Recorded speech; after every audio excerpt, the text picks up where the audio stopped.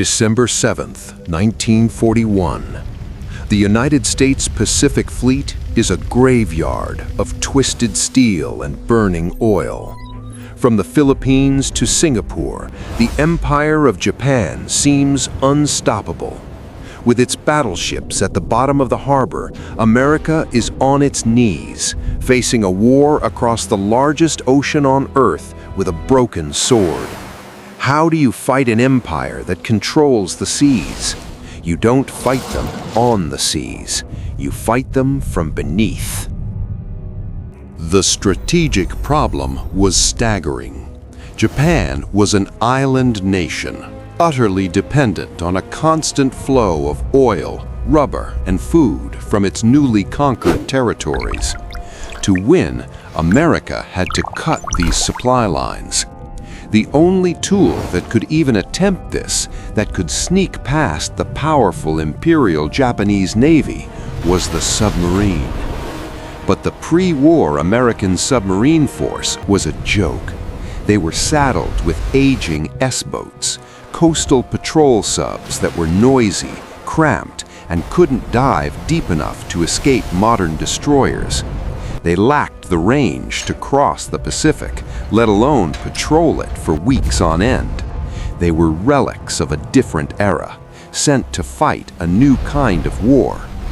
America needed a new weapon, a true long-range predator. And if you are finding this untold story of naval warfare compelling, consider subscribing. We go deep into military history every week. What they got was a design that would become the stuff of legend. Enter the Gato-class. On paper, it was just an evolution of the previous Tambor-class, but in reality, it was a revolution. This wasn't a coastal defender, it was an ocean-going fleet submarine designed for one purpose: to take the war to Japan's doorstep. The key was endurance. They carried over 116,000 gallons of diesel fuel, giving them a patrol range of 11,000 nautical miles. They could sail from Pearl Harbor to Japan, hunt for 75 days, and return. They were also built for the cruise. For the first time, submarines had air conditioning, a vital innovation for patrols in the sweltering tropics. They had freshwater evaporators, refrigerators, and more space than any sub before them. It was still cramped, but it was survivable. It was a home for 80 men who would spend months submerged in enemy waters. From the shipyards of Electric Boat and Mare Island, these steel sharks began to slide into the water, each one a 1,500-ton promise of vengeance. But a predator is nothing without its teeth, and America's new submarines were sent to war with rotten fangs. The Mark 14 torpedo was a technological disaster. It was plagued with multiple devastating flaws that the top brass at the Bureau of Ordnance refused to admit. First, it ran too deep. Skippers would fire a perfect shot, hear the propeller sounds pass right under the target, and nothing. It was set 10 feet deeper than the dial indicated. Second, the magnetic exploder, designed to detonate under a ship's keel, was overly sensitive. It would often detonate prematurely, miles from the target, giving away the submarine's position. And worst of all, even if you fixed the depth and disabled the magnetic exploder, the contact exploder often failed. The firing pin mechanism would buckle on impact, turning a direct hit into a harmless clang of steel. For the first 2 years of the war, American submariners were risking their lives, firing torpedo after torpedo, only to watch them fail. The crews knew. They reported the failures, the duds, the premature explosions. But back in Washington, the Bureau of Ordnance blamed the skippers for poor shooting. The frustration was immense. Imagine lining up a perfect shot on a high-value tanker, a shot you've stalked for hours, only to be rewarded with a dull thud. The turning point came with men like Vice Admiral Charles Lockwood. Taking command of the Pacific Submarine Force, he listened to his men. He was a submariner himself and trusted their reports. He famously conducted his own unauthorized tests, firing torpedoes into the cliffs of Kahoolawe and against fishing nets to prove once and for all that the torpedoes were faulty. It was a rebellion against bureaucracy, waged thousands of miles from the front lines, and it was a battle they had to win before the real war could even begin. While the torpedo problems were being sorted out, a crucial strategic decision was made just hours after the Pearl Harbor attack. The United States officially abandoned international naval treaties and declared unrestricted submarine warfare against Japan. This meant anything flying a Japanese flag was a legitimate target. Warships, oil tankers, freighters, even fishing trawlers. It was a brutal, total war calculation. Japan's entire economy and military machine were carried by its merchant marine. By sinking the Marus, the tankers and cargo ships, the U.S. could starve Japan into submission. The Gato-class submarines were no longer just naval assets. They became the primary weapon in a war of economic attrition. Their mission was simple: sink anything and everything that keeps Japan's war effort alive. The hunt was on. Early submarine tactics were cautious, often involving firing from extreme range and then immediately diving deep. Then came Dudley "Mush" Morton, commander of the USS Wahoo. Morton was aggressive, audacious, and he rewrote the rulebook. He believed the best defense was a blistering offense. On one legendary patrol in January 1943, he took the Wahoo into the heart of a Japanese convoy. Instead of attacking from the periphery, he charged right through the destroyer escort screen. He treated his 311-foot submarine like a torpedo boat, surfacing in the middle of the convoy, firing torpedoes from both bow and stern tubes and causing absolute chaos. In a 48-hour period, he sank 2 freighters, a transport, and a tanker. His motto was "Shoot 'em all." Morton proved that with aggression and skill, one submarine could be as effective as a fleet of battleships. His tactics spread throughout the submarine force, turning cautious captains into stone-cold killers. What was it like to live on one of these boats? It was a world of contradictions, long stretches of intense boredom, punctuated by moments of sheer terror. 80 men shared a space smaller than a modern suburban house. The air was thick with the smell of diesel fuel, unwashed bodies, and cooking food. Fresh water was strictly rationed for drinking and cooking only. Showers were a rare luxury. You slept where you could, sometimes on the torpedoes themselves. The temperature could swing wildly, from freezing cold in the North Pacific to over 100 degrees in the engine room. You were constantly surrounded by the hum of machinery and the groans of the pressure hull. Privacy was non-existent. You learned to live with the same faces, the same stories, day in and day out, all while knowing that the thin steel hull was the only thing separating you from a crushing, watery grave. And then came the terror. The hunt could turn in an instant. The dreaded ping of active sonar from a Japanese destroyer meant you'd been found. The command, "Rig for silent running, rig for deep submergence," would echo through the boat. All non-essential machinery was shut down. Men moved to their bunks to remain still. The only sound would be the slow turn of the propellers and the frantic beating of your own heart. Then the explosions would start. Depth charges, ash cans raining down from above. The first would be distant, a dull thud, but they would get closer. The entire submarine would whip and shudder violently with each blast. Lights would shatter, pipes would burst, cork insulation would rain down. The boat would groan and creak under the immense pressure, sounds you pray you'll never hear. It was a psychological war, a test of nerves that could last for hours, even days. All you could do was stay silent, pray the next one wasn't a direct hit, and wait. If Mush Morton wrote the book on aggression, Richard O'Kane perfected it. As commander of the USS Tang, he became the highest-scoring submarine ace in American history. O'Kane was a master of the night surface attack. Using the submarine's low profile and newly equipped surface search radar, he would charge into convoys under the cover of darkness. His most famous patrol was in the Formosa Strait in October 1944.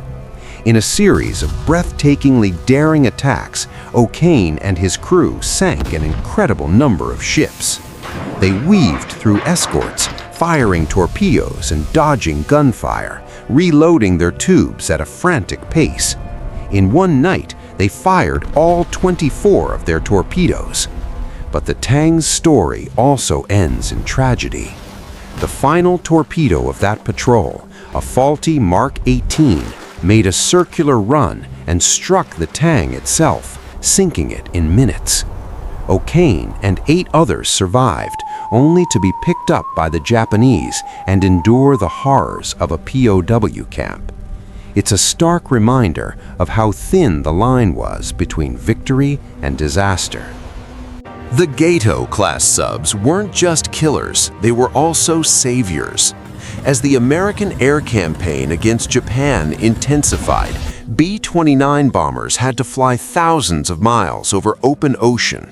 If a plane was damaged or ran out of fuel, the crew's only hope was to ditch in the sea. This gave rise to the Lifeguard League. Submarines were stationed along the flight paths of these bombing raids with a new primary mission: rescue downed airmen. They would patrol hazardous waters, often right off the coast of Japan, waiting for the call. Over the course of the war, American submarines rescued 504 aviators from the sea. One of those men was a young torpedo bomber pilot, a future president of the United States named George H.W. Bush, who was rescued by the USS Finback. For these air crews, the sight of a submarine surfacing was the most beautiful thing they'd ever seen. By 1944, the American submarine force was at the peak of its effectiveness. With the torpedo problems finally solved and a fleet of experienced skippers, they began to systematically strangle Japan. The most critical target was oil. Japan had no domestic oil supply. Its entire war machine, its carriers, its planes, its tanks, ran on oil imported from the Dutch East Indies. American submarines turned the shipping lanes of the South China Sea into a shooting gallery they called the Convoy College. They formed wolf packs, coordinating their attacks to overwhelm escorts and sink tanker after tanker. The results were devastating. In 1941, Japan imported over 2 million barrels of oil per month. By late 1944, that number had dropped to less than 200,000.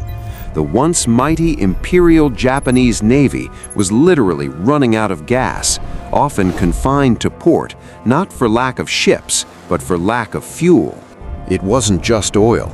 Everything Japan needed came by sea: rubber, iron ore, bauxite for aluminum, and most importantly, food. The submarines choked off every artery. They sank the ships carrying raw materials, grinding Japan's industrial production to a halt. They sank the ships carrying food, leading to severe rationing and malnutrition on the home islands. It was a silent, invisible blockade. While the world's attention was on the massive carrier battles and island-hopping campaigns, the submarines were waging a relentless, day-by-day war of attrition that was bleeding the empire dry from within. By 1945, the Japanese merchant marine had effectively ceased to exist. The submarines had severed the head of the snake from its body, ensuring that even if the army on the mainland kept fighting, the industrial heart of Japan could no longer support it. While their primary targets were merchant ships, the submarine force also landed some of the most spectacular punches against the Imperial Japanese Navy. They sank numerous destroyers, cruisers, and even aircraft carriers. The USS Kavala famously sank the carrier Shokaku, a veteran of the Pearl Harbor attack. But the biggest prize of all fell to the USS Archerfish, commanded by Joseph Enright. In November 1944, they stumbled upon the Shinano, a brand new Japanese supercarrier, the largest warship in the world at the time, on its maiden voyage. The Shinano was so new, its crew was inexperienced, and its watertight doors weren't fully installed. The Archerfish fired a spread of 6 torpedoes, scoring 4 hits. At first, the Japanese thought the damage was manageable, but poor damage control and the incomplete construction doomed the vessel. The largest aircraft carrier ever built capsized and sank, taken down by a single, unseen American submarine. The war beneath the waves was also a war of technology. The Gato-class was constantly being upgraded. The introduction of effective surface search radar was a massive leap forward. It allowed submarines to detect ships at night or in fog from miles away, turning them into deadly nocturnal predators. Then came better sonar, both passive for listening and active for ranging. On the other side, the Japanese were not idle. They improved their destroyers, equipped them with better sonar and radar detection gear, and developed more lethal depth charges. It was a constant cat-and-mouse game of innovation. American engineers developed countermeasures like the Foxer device, a towed noisemaker designed to decoy acoustic homing torpedoes. Every patrol was a new test of technology, where the crew with the better gear and the skill to use it would be the one to survive. By the summer of 1945, the job was done. The Gato-class and their successors, the nearly identical Balao and Tench classes, had wiped Japan's merchant fleet from the map. There was nothing left to sink. Submarines would go on entire 75-day patrols without seeing a single large enemy ship. They had, quite literally, worked themselves out of a job. The seas around Japan were an American lake. This utter dominance of the shipping lanes was a critical factor in Japan's eventual surrender. Long before the atomic bombs were dropped, the silent service had already crippled the nation's ability to wage war. They had ensured that Japan could no longer supply its armies, fuel its ships, or feed its people. The silent service had delivered a fatal, unseen blow. The final statistics are nothing short of breathtaking. The U.S. submarine force, which never accounted for more than 2% of the entire Navy's personnel, was responsible for sinking over 55% of all Japanese ships lost during the war. That's over 1,300 merchant ships and more than 200 warships.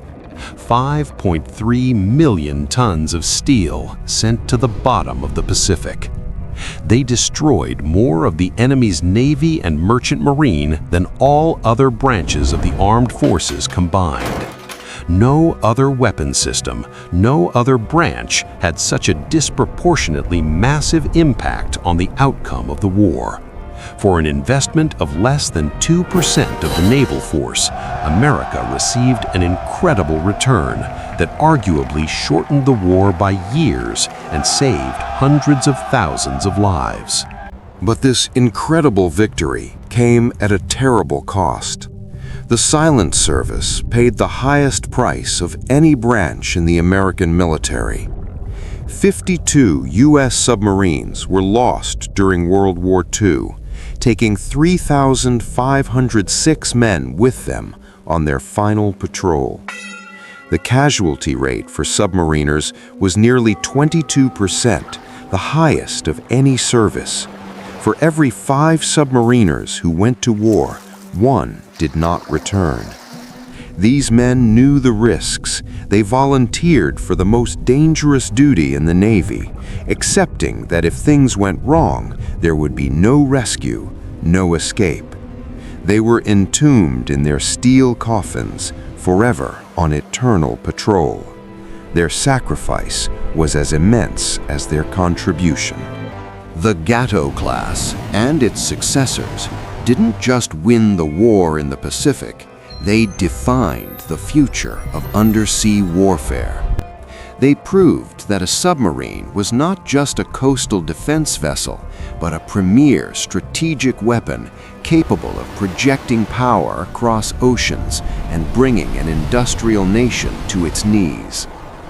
The lessons learned in their design, their tactics, and their deployment directly influenced the development of the first nuclear-powered submarines. Today, many of these historic boats are preserved as museum ships, silent reminders of a time when they were the most advanced and feared weapons on the planet. They stand as monuments to the incredible engineering that created them and the courage of the men who sailed them into history. So, was there a single weapon that won the war in the Pacific? Before the B-29, before the atomic bomb, there was this silent hunter. A weapon that didn't just fight battles, but dismantled an entire empire's ability to wage war, piece by piece, from the darkness below. It wasn't just a good design. For the time, for the mission, and for the stakes, the Gato-class submarine was the perfect weapon. What part of the submarine war do you find most fascinating? The technology, the daring commanders, or the life of the crew? Let us know down in the comments.